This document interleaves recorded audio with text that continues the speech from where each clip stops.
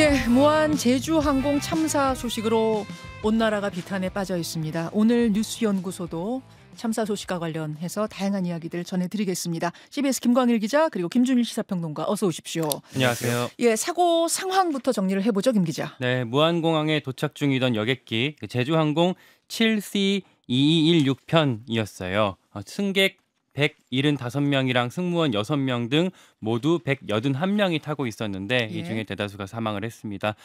어젯밤 9시쯤에 최종 집계된 게 나왔는데 마지막 실종자 2명도 모두 숨진 것으로 확인이 됐고요. 이로써 초반에 구조됐던 2명 외에 나머지 179명이 전원 사망한 것으로 발표가 됐습니다. 다만 지금 신원 확인에 애를 먹고 있어요. 그러니까 지문을 통해서 137명 까지는 확인을 했는데 지금 훼손이 너무 심한 경우, 특히 28명의 경우에는 가족과의 DNA를 비교해야지 신원을 확인할 수 있다고 합니다. 현장에서 제가 지금 접한 소식 하나는 검안 의가 부족하다고 해요. 의사들. 그러니까 그 검안할 수 있는 의사가 부족하다고 하니까 참고가 좀 되었으면 좋겠고요. 타임라인을 좀 간단히 정리를 해드리겠습니다. 네. 어제 새벽 4시 반쯤에 태국 방콕 공항에서 출발한 여객기였고요.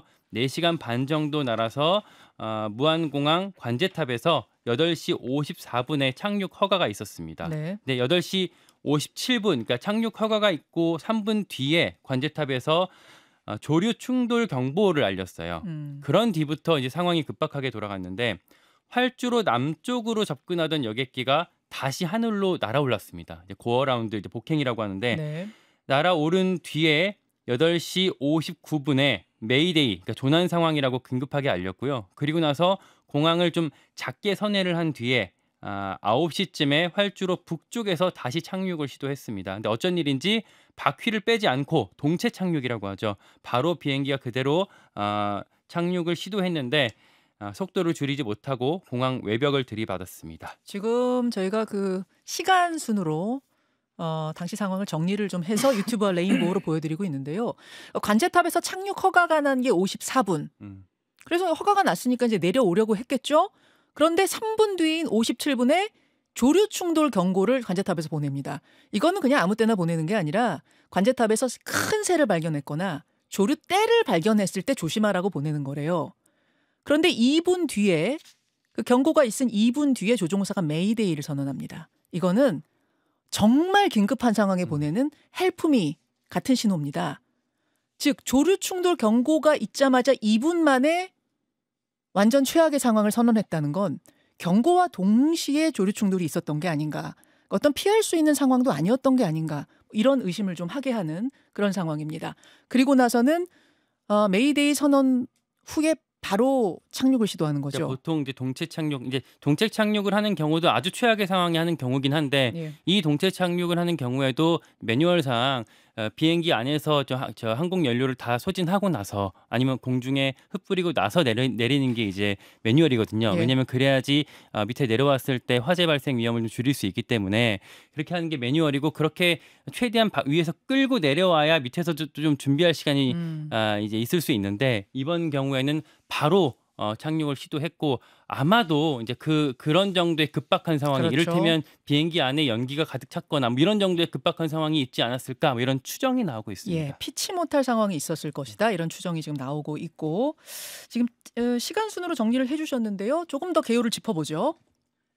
네, 이게 정확한 감식은 좀 시간이 좀 필요할 것 같아요. 근데 지금 현재까지로는 이제 핵심 포인트가 두 가지인데, 그러니까 먼저는 이제 버드 스트라이크가 있었다. 그러니까 이를테면 새떼랑 충돌하면서 기체에 문제가 생겼다라는 점이 지금 한 가지 포인트로 잡히고 있고요. 그러니까 그 근거로는 말씀하신 것처럼 관제탑에 경보가 있었고, 또 현지에 나오는 영상이 있었어요. 혹시 영상이 준비됐나 모르겠는데, 네, 이 영상 말고 두 개의 그 날개 중에서 한쪽 날개에 펑 하고 이제 터지는 듯한 영상이 하나가 있습니다. 그리고 목격자 증언 한 낚시꾼이 연합뉴스에 정면 충돌 새떼랑 하는 걸 봤다라는 증언이 하나가 있었고 탑승자의 카카오톡 새가 날개에 껴서 착륙 못하는 중입니다라고 못하는 중이야라고 유가족한테 보냈던 그 카카오톡이 있었어요. 뭐 이런 것들로 미뤄봐서 엔진에 버드 스트라이크 때문에 엔진에 고장이 났다. 뭐 이런 추정이 가능한 상황입니다. 자,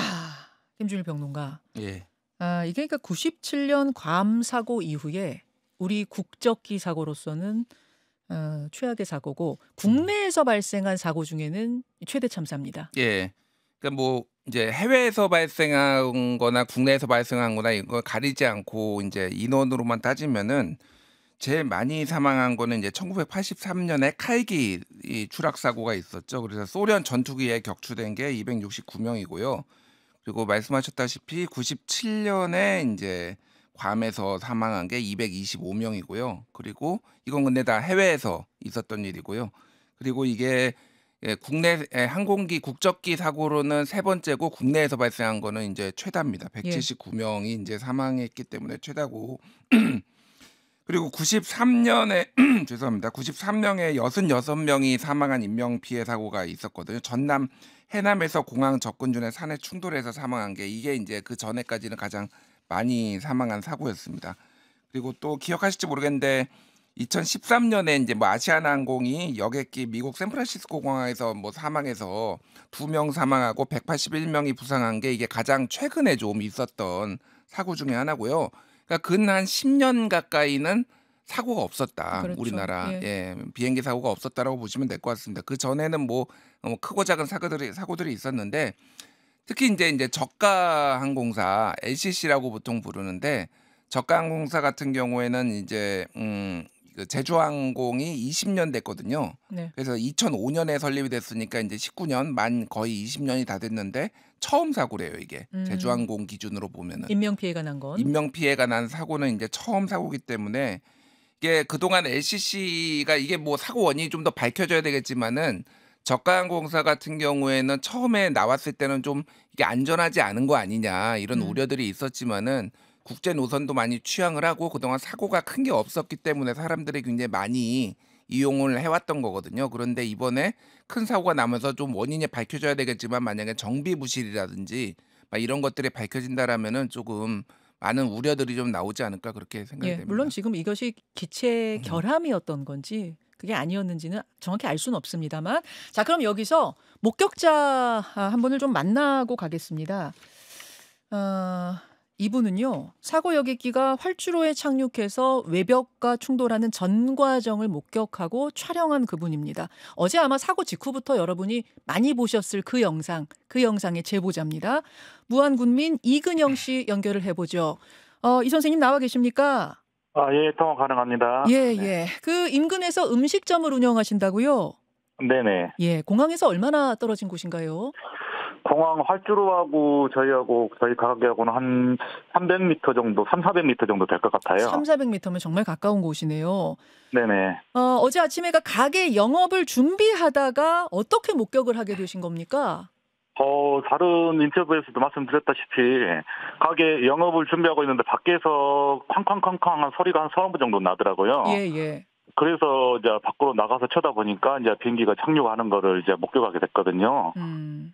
예. 네, 근데 그 비행기가 내려오는데 이제 평소와는 다르게 내려왔기 때문에 저도 이제 그때부터 이제 이상함을 느꼈죠. 자, 그러니까 쾅쾅쾅 소리가 나서 하늘을 보니까 비행기 한 대가 있는데 네네. 왜 쾅쾅쾅 소리가 난 건지 바로 보자마자 좀 아셨어요? 즉 엔진에서 연기가 나는 모습, 불꽃이 튀는 모습이 바로 보였습니까? 아니요. 그때는 제가 봤을 때는 소리가 난 뒤로 이제 밖에 나가서 쳐다봤을 때는 비행기에서 뭐 엔진이나 그러니까 저희 가게 상공을 지나갈 때까지도 연기라든가 불꽃이라든가 그런 거는 발견을 못했어요. 발견 못하셨어요. 그렇지만 옥상으로 올라가서 촬영을 시작하시게 된 거는 좀 이상하네라는 느낌이 드셨기 때문에 올라가셨겠죠? 네, 그렇죠. 그 평소에 이제 평소에는 이제 활주로 쪽으로 방향을 가는데 이번에는 저희 가게 상공을 지나갔기 때문에 또 이상함을 느끼고 뒤로 돌아가서 보니까 비행기가 선회를 하는데 평소보다 되게 작게 선회를 하더라고요. 그러니까 가게를 지나서 가면은 안 되는데 착륙할 비행기면. 네, 그렇죠. 저게 왜 우리 가게를 지나서 가지 해서 이상해서 그때부터 카메라 촬영을 시작하신 거예요? 네, 그때 이상함을 느끼고 뒤로 돌아가서 보니까 비행기 선회하는 모습을 보니까 선회를 되게 작게 하는 거더라고요. 유턴을 하는데 유턴을 하면 그렇죠. 좀 큼직하게 돌아야 될 텐데 왜 저렇게 좁게 돌지 이상함을 느끼셨단 말씀입니다. 네, 그렇게 느끼고 난 다음에 저거 이상하다 하고 그 뒤로 이제 제가 옥상으로 올라갔어요. 예. 옥상으로 올라가가지고 이제 그 뒤로 촬영을 하게 됐죠. 촬영을 시작하신 거죠. 자, 어제부터 네네. 우리가 정말 많이 봤던 영상입니다. 그 영상을 다시 한번 보면서 촬영 당시 상황, 그러니까 사고 당시 상황을 좀 떠올려 보죠. 영상을 틀어주십시오. 이게 이제 그 여객기의 두 번째 착륙 시도, 그 사고 착륙 시도입니다. 네, 맞아요. 마치 네, 그런 것 같아요. 스키를 네. 타듯이 지금 좀 미끄러지고 있어요, 여객기가. 어떻게 기억을 하십니까, 그 상황을? 저도 그 영상을 찍고 나서 한 번도 못 보고 밤에 가가지고 자기 전에 그 영상을 몇 번 되풀이하면서 봤거든요. 예. 근데 보니까 그 제가 찍었던 부분 그 부분부터 이제 동체가 그 바닥하고 부딪히기 시작하는 것 같더라고요. 예. 그 보면서 아유 진짜 결혼은 위험하다 그런 생각은 하긴 했었죠. 예. 저희가 지금 이 영상 중에 벽에 충돌하는 장면은 편집을 해서 여러분들께 보여드리지 않고 있습니다. 왜냐하면 네네. 그 순간에 잔상이 남아서 상당한 트라우마를 일으킬 수 있다는 전문가들 조언이 있어서 저희가 그 부분은 지금 보여드리지 않고 있습니다만 선생님께서는 무슨 일이 벌어질지 모르는 상황에 이 기록을 해두시는 상황이라 지금 그 충돌까지 다 직접 목격을 하신 거 아니겠습니까? 네, 저도 그것 때문에 어제 잠 한숨도 못 잤습니다. 그러시죠. 그러셨을 것 같습니다. 이게 상상조차 못할 상황이 지금 눈앞에서 펼쳐진 거였어요. 네. 예. 초기에 두 번 다시 일어나면 안 되는 이런 상황이죠. 물론이죠. 네. 초기에 소방관들도 동체에 접근조차 할 수 없었다고 지금 증언을 하고 있는데 네, 제가 봤을 때 상황으로는 이제 비행기가 이제 사고가 난 다음에 거의 한 10초, 15초 만에 소방차가 바로 달려들었거든요. 아까 소방차들이 따라오면서요. 대기를 하고 네. 있었던 거군요, 거기에. 이미 네, 조난 제가 신고가 왔기 듣기로는 때문에. 네, 그랬던 것 같아요. 예. 15초 만에 근처로 갔는데 진화 작업은 상당히 좀 걸렸던 이유가 폭발이 워낙 컸기 때문에 그럴까요? 네, 불길이 엄청 셌었어요. 혹시 200-300m 떨어진 그 음식점에서도 느껴질 정도였나요, 열기가? 제가 촬영하고 있는 데까지 그 얼굴에 이제 그 열기가 그 말씀드렸다시피 사우나 열기 정도로 사우나실 문 열면 나오는 열기 정도까지 그런 식으로 느껴졌었거든요. 200-300m가 떨어진 곳에서도 사우나 열기 같은 게 느껴질 정도의 커다란 폭발. 네네. 그러니까 소방관들이 옆에서 대기하고 있었지만 바로 진화 작업에 들어가지 못하고 초기 진화까지 49분이 걸렸던 이유도 이제 그게 아니었을까 지금 예상을 하고 있습니다. 그리고 네, 저희가 그렇죠. 지금 사진을 보여드리고 있습니다만 꼬리 부분 아주 일부를 제외하고는 전소가 된 완전히 타버린 상태였던 것도 바로 이런 이유, 폭발이 있었기 때문이겠죠. 네, 그렇죠. 예. 지금 여객기 사고의 1차적인 원인은 조류 충돌로 예상이 되는데 선생님 늘 거기서 음식점을 하시니까 늘 그쪽 하늘을 보시잖아요. 네, 그렇죠. 네. 그 무안공항 인근에 조류 서식지가 여러 군데 있는데 혹시 네. 그날 아침이나 혹은 최근에 새떼들, 조류떼 자주 목격하셨어요? 요즘에 이제 제철이어서 그런지 오리들을 오리떼들을 많이 목격하긴 했었거든요. 근데 그날 이번 같은 경우는 제가 비행기를 쳐다봤을 때 예. 곰곰이 생각해 보니까 그 주위에 새들은 없었던 것 같아요. 소리 나고 난 다음에 한 1, 2초 정도 지난 다음에 밖을 쳐다봤는데 비행기를 바라보고 그 주위를 봤을 때는 새들은 안 보였었거든요. 그 당시로는요. 쾅쾅 소리 나고 이제 보기 시작하셨으니까. 네, 그렇죠. 그때 새를 본 건 아니었다는 시간이, 말씀. 네. 예. 하지만 그렇죠. 네.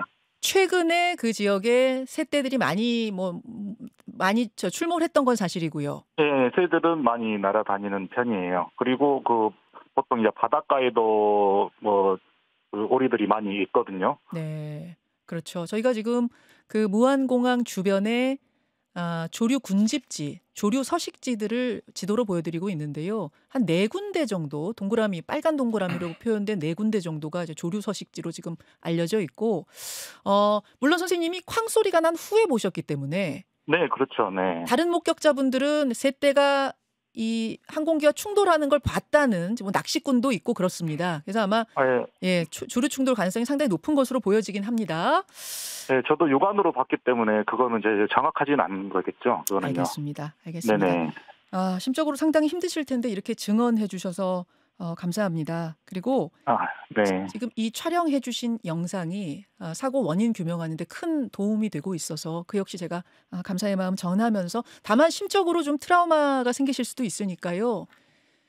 차분하게 예, 마음 가라앉히고 상황들을 정리하셨으면 좋겠습니다. 네. 선생님 오늘 고맙습니다. 네, 수고하십시오. 예. 공항에서 300m 떨어진 지점에서 음식점을 운영하고 계신 분이세요. 우리가 어제부터 많이 보고 있는 그 활주로 착륙 영상을 직접 촬영하신 시민 이근형 씨를 만나봤습니다. 그러니까 이제 사고 원인을 우리가 이 영상을 보면서 여러 가지로 유추를 하게 되는데 이 지금 목격자분이 직접 세 대를 보신 건 아니에요. 근데 다른 목격자 증언에 의하면 세 대가 충돌하는 걸 지금 봤다는 거고 또 다른 영상, 그러니까 이분의 영상 외에 다른 영상을 보면 엔진에서 불꽃이 튀고 하얀 연기가 피어나는 모습이 보이던 거죠. 그러니까 그러니까 세대 이제 충돌은 좀 조사를 더 해봐야 되겠지만 매우 유력하게 지금 보이는데요. 뭐 몇 가지 이제 지금 쟁점들을 좀 말씀을 드리면은 일단 무안공항이 세대 조류 사고 발생률이 우리나라 공항 중에서 1위라고 합니다. 그래서 이제 비행 대수 대비 이제 사고 건수 그래서 버드 스트라이크 발생 건수가 2019년부터 올해 8월까지 총 10건인데요. 네. 다만 이게 무안공항 오간 항공기가 11,004편이에요. 그래서 발생률이 0.09% 정도 나옵니다. 그런데 김포공항 같은 경우에는 140건인데 비행 건수는 75만 건이기 때문에 훨씬 많아요. 그래서 발생률은 0.018. 그러니까 무안공항이 김포공항보다 5배가 더 많은 거예요. 그래서 왜 이렇게 이게 그러면 많으냐? 이 근처에 한 10km 떨어진 곳에 이제 철새 도래지가 있다라고 합니다. 네. 그래서 그거를 철새 도래지를 이제 있는 거는 어느 정도 이제 이거를 무안공항 설치할 때 예상이 된 거고 그렇기 때문에 야생동물 통제대를 운영을 해가지고 여기에서 공포탄이나 실탄을 쫓고 그리고 지금 최근에 이거를 활주로를 늘리는 작업을 하고 있는데. 여기에 이제 보고서에 따르면은 이제 레이더, 야생조류 이제 레이더까지 좀 설치를 해야 된다 이런 얘기들이 좀 있거든요. 그래서 일단은 그게 제대로 이제 통제가 안 됐다. 완벽하게 물론 막을 수는 없고 어떤 식으로든 사고는 나지만은 그게 좀 첫 번째 원인이 아닌가 얘기가 나오고요. 다시 한번 발생률 좀 짚고 가겠습니다. 그러니까 건수로만 따지자면은 당연히 항공기가 많이 운행되는 뭐 인천공항, 제주공항 이런 데가 많겠지만. 발생률로 보는 거예요. 그러니까 몇 편이 나는데 사고가 얼마나 났는가 발생률로 따져보면 우리나라 공항 중에 가장 높은 발생률이 이 무안공항입니다. 0.09%, 제주공항 0.013%, 김포공항 0.018%. 상당히 좀 비교적 높은 조류 스트라이크 발생률을 보이고 있다는 얘기고 우리나라만 근데 이렇게 조류 충돌이 많은 게 아니라 지금 다른 나라도 많아지더라고요. 예. 왜 그런가 봤더니 도시화가 빠르게 진행이 되면서 이 새들이 숲이나 산을 떠나서 이 공항 개발지 인근으로 몰려든다는 점. 그다음에 항공 편수도 예전보다 훨씬 늘었기 때문에 발생률도 늘어간다는 점. 이런 거하고 또 하나는 예전에는 비행기 여객기에 엔진이 3-4개인 게 많았대요. 근데 항공사들이 효율을 높이기 위해서 엔진 2개짜리를 더 선호한답니다. 그래서 엔진 2개짜리 항공기가 늘어나면서 조류 충돌해서 한쪽 엔진이 고장나도 한쪽으로 달리고 두 쪽 엔진 고장나도 다른 게 있으면 또 구동할 수가 있는데 이렇게 두 쪽에서 다 조류 충돌이 벌어지고 나면 속수무책인 뭐 이런 상황들이 발생한다는 거 맞죠? 김준일 평론가. 예. 다만 이제 뭐 조류 충돌은 있었던 걸로 추정이 되는데 그렇다고 랜딩 기어가 안 내려오느냐 이게 또 이제 미스테리예요. 그렇죠. 그러니까 이제 항공기 어제 이제 언론 보도도 많이 나왔는데 항공기 전문가들 얘기를 들어보면은요. 물리적 충동이 있더라도 유압이 작동 안 하더라도 비상으로 유압이 또 작동하게 하는 시스템이 있다라는 거예요. 그래서 유압 펌프 자체가 이중으로 돼 있고 한쪽 엔진이 고장나도 반대편 엔진에 의해 동력이 공급돼 있고 또 하나는 물리적으로도 추갑기라는 게 있어가지고 또 되게 돼 있는데 그럼 3단계인 거네요. 예, 3개의 이제 안전장치가 있다라는 거. 랜딩 기어를 내릴 수 있게 하는. 자, 랜딩 기어는 여러분 쉽게 생각하면 바퀴인 거죠. 바퀴인데 이 바퀴가 그냥 부드럽게 내린다 그 의미가 아니라 브레이크도 여기에 있는 거예요. 브레이크도 바퀴에 있기 때문에 바퀴가 안 내려오면 브레이크 잡을 방법이 없는 겁니다. 근데 브레이크를 내릴 수 있는 랜딩 기어를 내릴 수 있는 세 가지 방법 지금 말씀해 주신 거 하나가 엔진을 통해서 유압기를 작동시키는 방법. 그게 고장나면 일렉트릭, 그러니까 전기로 내리는 방법. 그것도 고장나면 기장이 의자를 이렇게 올리고 그 밑에 있는 수동 장치를 여는 방법.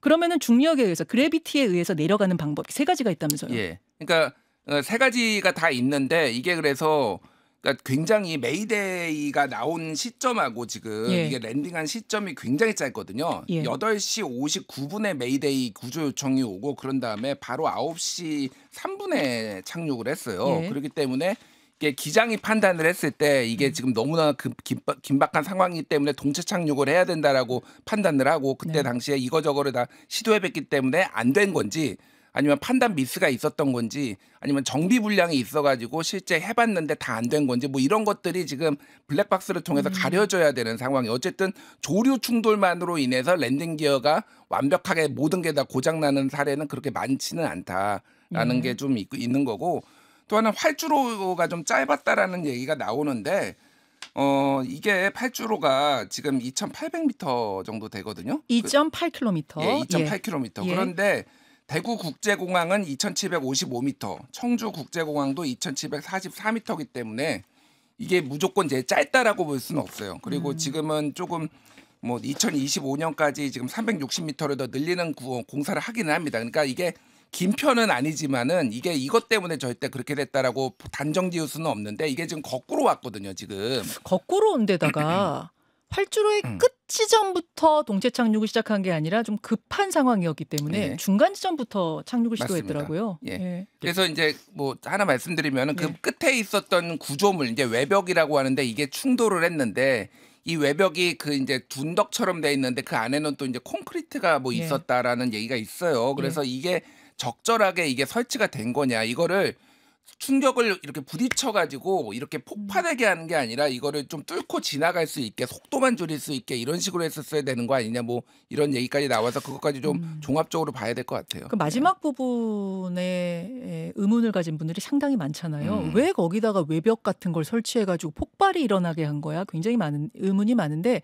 저희가 2부에 이건 전문가 연결해 볼 겁니다.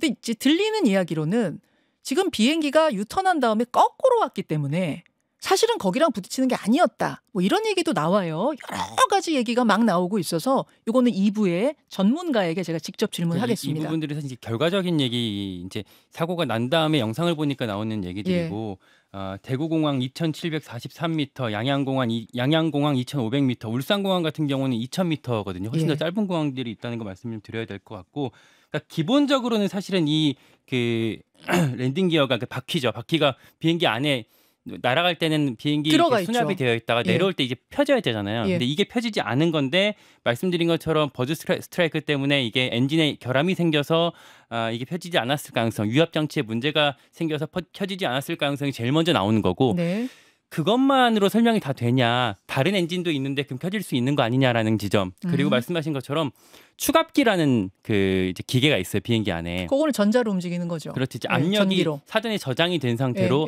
이제 엔진이 꺼졌을 때도 압력이 바로 작용을 해서 쭉 내려갈 수 있게 하는 거. 그리고 말씀하신 것처럼 아까 기장이라고 말씀하셨는데 그러니까 부기장 자리예요. 부기장 뒤쪽 의자 뒤쪽에 이 수동 계피함이 있기 때문에 이걸 열어서 열 수 있는 방법까지 있는데 왜 이게 안 켜진 거냐라는 이 지점들을 아마 이제 앞으로 국토부 사고조사반에서 이제 조사를 해봐야 될 것 같습니다. 자, 그 부분도 2부 전문가에게 제가 직접 질문하겠습니다. 그러면 여기서 무안 국제공항에 나가 있는 현장 기자를 좀 연결해서 지금 상황 체크하겠습니다. 무안 국제공항에 나가 있는 CBS 최창민 기자 연결되어 있습니다. 최 기자 나와 있습니까?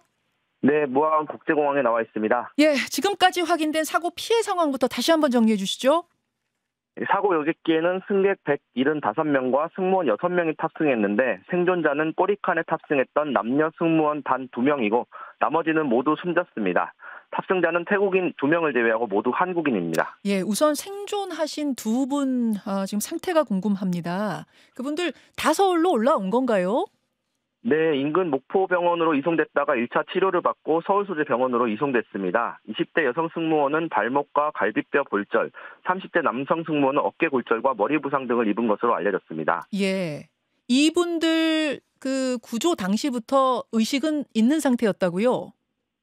네, 그렇습니다. 지금 현재 뭐 대화가 가능한 정도로 회복된 것으로 알려지고 있습니다. 예, 대화 가능할 정도로 회복이 돼 있고 그 화장실을 걸어서 갈 수 있을 정도로 그래도 정말 불행 중 다행으로 이 두 분의 상태는 아주 최악의 상태가 아닌 것 같습니다. 걸어 다닐 네. 수 있고 그 여성 승무원의 경우는 발목에 지금 골절이 있고 머리 부분에 피가 많이 난 걸로 이렇게 알려졌습니다만 당장 수술을 해야 될 정도는 아니기 때문에 안정을 취하고 있다 그런 거죠?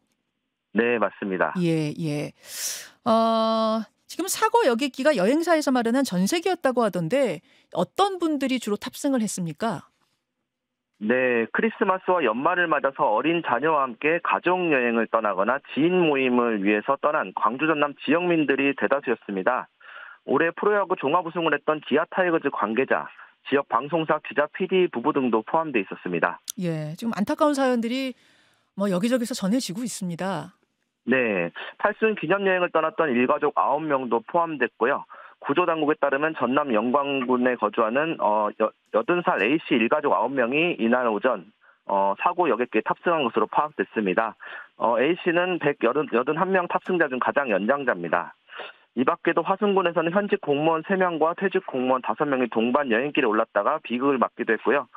수능을 마친 고등학교 3학년 형과 1학년 동생도 탑승자 목록에 포함됐습니다. 우애 좋은 며느리들끼리 방콕 여행을 떠났다가 일가족 6명이 사망한 유가족 박모 씨의 얘기 들어보시죠. 며느리들 모임인 거죠. 그러니까 작은 어머니분들이랑 저희 어머니랑 그렇게 해서 간 거니까 지역이 막 멀리 안 있다 보니까 거진 같은 지역이다 보니까 저 여행사 껴서 간 거라 4박 5일 일정으로 알고 있고 어제까지도 연락 온 것 같은데요. 지금 친척 동생 한 명만 출발하고 여기 왔을 때는 이제 공항 그냥 위에 하늘 뺑글뺑글 돌고 있다고 그렇게만 하고 그 뒤로는 이제 연락이 없었으니까.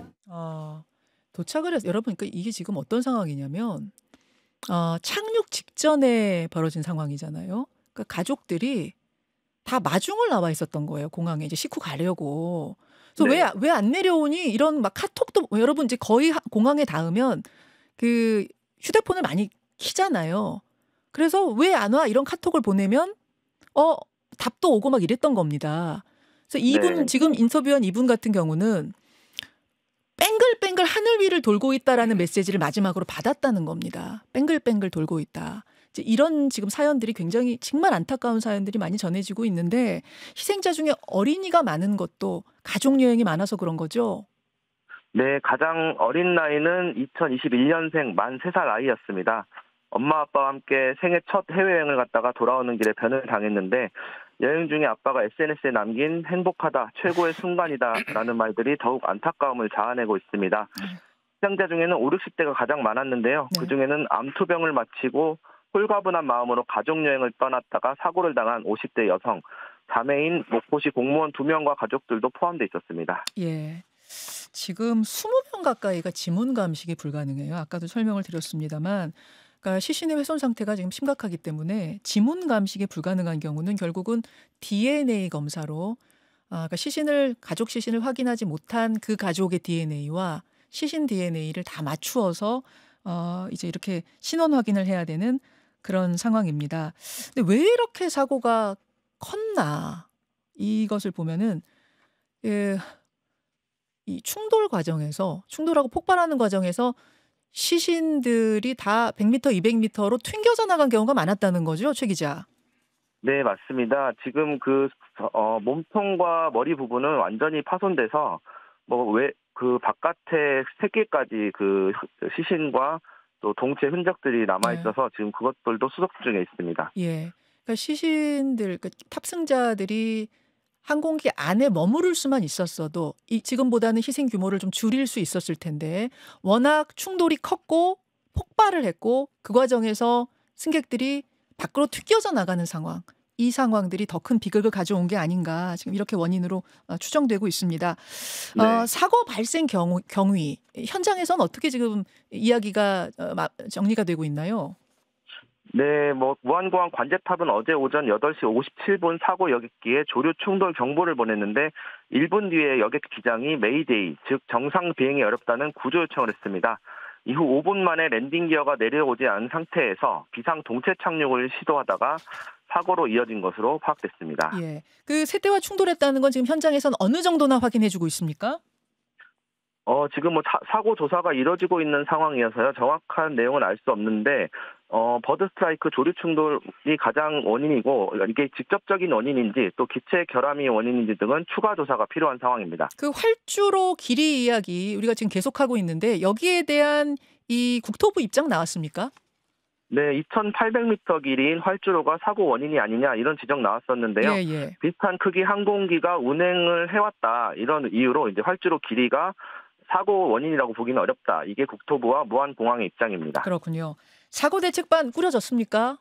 네, 현재 소방, 경찰, 군, 해경, 지자체 등 관계자 1,500여 명이 동원돼서 사태 수습을 하고 있습니다. 현장에는 국토교통부, 항공사, 공항공사, 전남도 관계자 등 합동 통합 지원센터를 설치하고 장례 지원, 심리 상담 안내 등 유가족을 지원하고 있습니다. 지금 유가족들 취재가 가능할지 모르겠습니다. 상황이 워낙 안 좋기 때문에 네. 어떤 상황들이신가요? 네, 그야말로 침통한 분위기인데요. 사고 수습 관계자 브리핑 때마다 고성이 격하게 오가고 또 항의하는 모습이 반복되기도 했습니다. 이 부분 한번 들어보시죠.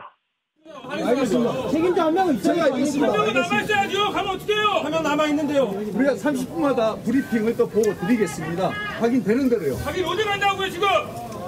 하지 마요. 그래요, 알겠습니다. 예, 알겠습니다. 네, 수습당국 관계자에게 브리핑 현장을 떠나지 말라고 애원하는 모습이 서글픕니다. 유족들이 가장 크게 항의하는 부분은 시신 확인입니다. 신분증, 지문 등을 통해 시신을 확인하고 있지만 사상자가 워낙 많고 시신 훼손도 컸기 때문에 밤샘 작업을 통해서도 좀처럼 확인이 잘 안 되고 있는 상황인데요. 예.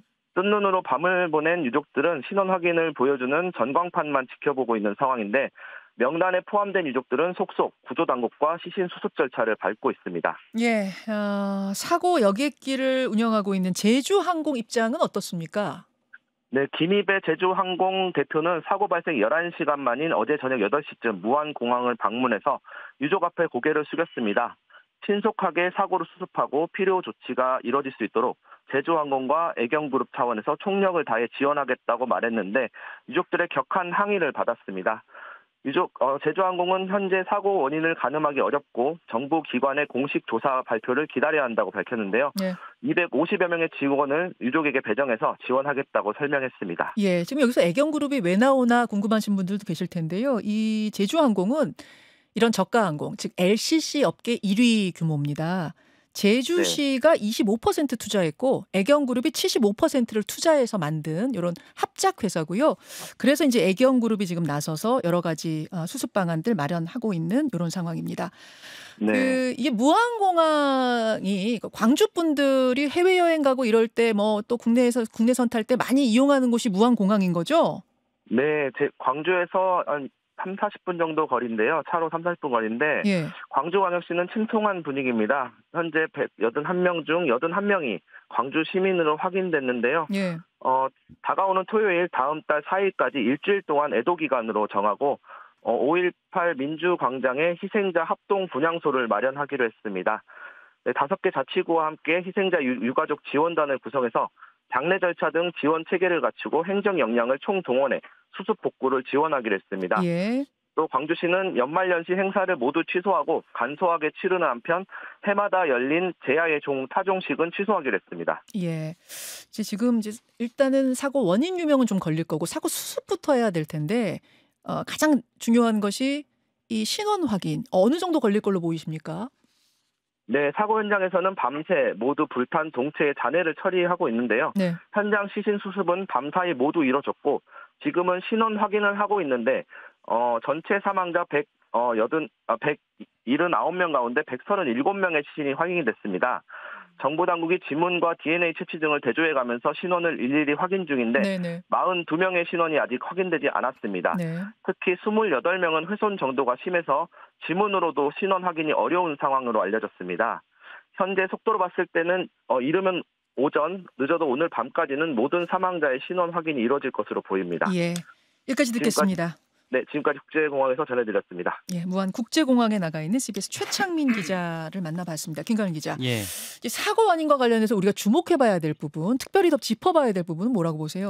일단 그 블랙박스를 통해서 좀 사고 원인을 살펴봐야 될 것 같은데요. 비행 기록 장치, 음성 기록 장치 두 가지가 다 어제 기체에서 나왔거든요. 다행히 비행 기록 장치, 그다음 관제탑과 또 조종사들 간의 음성 기록들 남아 있는 장치가 다 발견됐어요. 맞아요. 음성 기록 장치는 이제 교신 기록이 남아 있는 거고, 비행 기록 장치는 운항 궤적 그리고 기체 조작 기록 이런 것들이 남아 있는 건데, 비행 기록 장치 같은 경우에는 좀 훼손이 된 정도가 좀 있었다고 그렇게 전해지고 있는데, 다만 원래 이렇게 사고 있으면은 늘 훼손이 돼 왔기 때문에 그걸로 그 손상된 것 자체로 이게 아예 원인 규명 안 되는 건 아니고, 네, 안 되는 건 아니지 않을까, 일단 이런 예측들이 나오고 있고, 일단 국토부에서는 오늘 이 분석이 가능한지 여부를 확인하겠다 이렇게 밝힌 상태예요.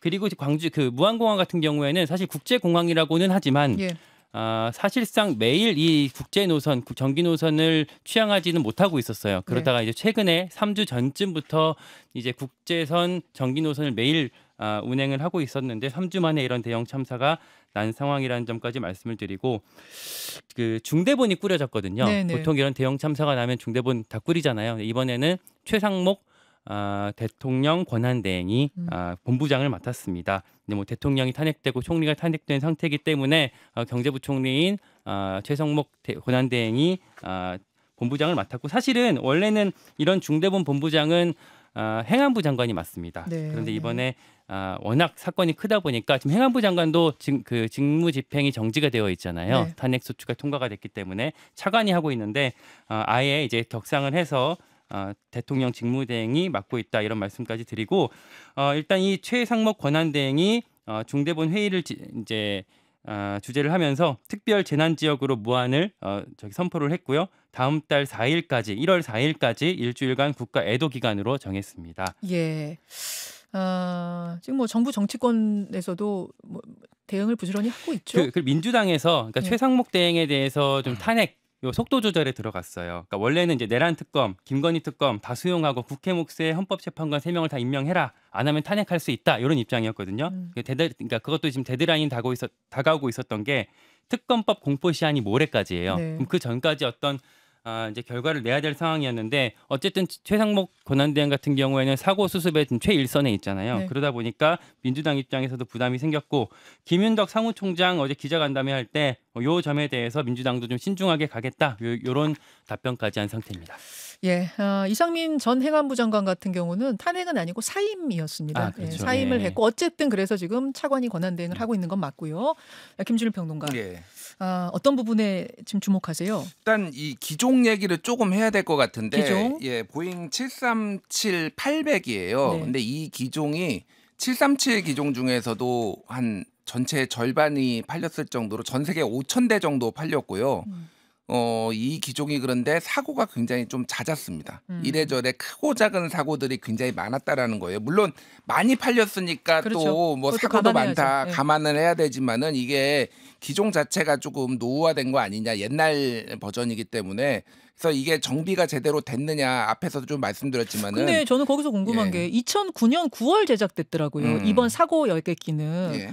기령이 15년이면 이건 그렇게 오래된 거 아니고 보통은 노후하면 20년부터 치잖아요. 보통은 20년부터 치기 때문에 이거 자체가 노후화됐다라고 보기는 힘들어요. 근데 제주항공이 항공기를 41대 가지고 있는데 평균 기령이 14.3년이거든요. 근데 다른 항공은 대한항공은 11.4년, 아시아나는 12.3년, 뭐 진에어 12.7년, 그래서 티웨이 13년, 그래서 노후화된 것도 맞아요. 전체적으로 보면 노후화된 것도 맞고요. 또 하나는 뭐가 있냐면은 제주항공의 비행 항공사의 평균 가동 시간이 월 418시간인데 대한항공 355시간, 아시아나 335시간, 뭐 진에어 371시간, 그래서 많이 돌려요. 그러니까 비행기를 제주항공이 상대적으로. 한 대가 가동하는 시간, 그러니까 우리로 따지면 한 사람이 일하는 시간, 요 시간을 조사를 해 보니까 제주항공이 제일 길더라 이 얘기인 거예요. 좀 타 항공사보다 우리나라 항공사 중에서 제일 길고 기종도 노후화됐기 때문에 이거가 사고랑 제가 직접적으로 연관이 있다고 얘기하는 건 아니지만은 어쨌든 이게 지금 좀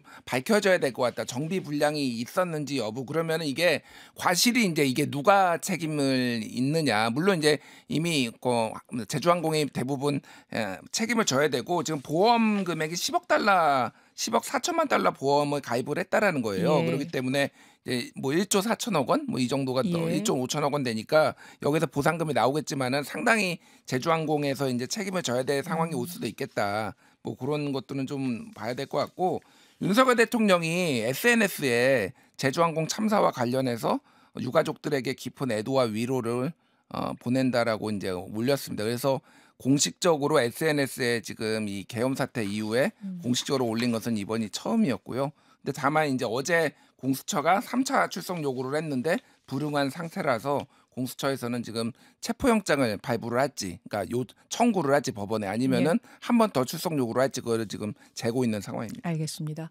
워낙 큰 참사가 발생했습니다. 그래서 우리가 여러 가지 정보가 쏟아지지만 예단을 너무 단정적으로 하는 건 좀 위험해 보이고요. 이 사고 항공기, 사고 여객기의 기령은 15년입니다. 그렇게 노후화가 된 것 같지는 않은데 다만 제주항공 비행기들의 가동 시간이 길었던 건 사실이거든요. 이 부분은 전문가에게 제가 직접 질문하도록 하겠습니다. 두 분 수고하셨습니다. 고맙습니다. 김현정의 뉴스쇼는 시청자 여러분의 참여를 기다립니다. 구독과 좋아요, 댓글 잊지 않으셨죠? 알림 설정을 해두시면 평일 아침 7시 10분 실시간 라이브도 참여하실 수 있습니다.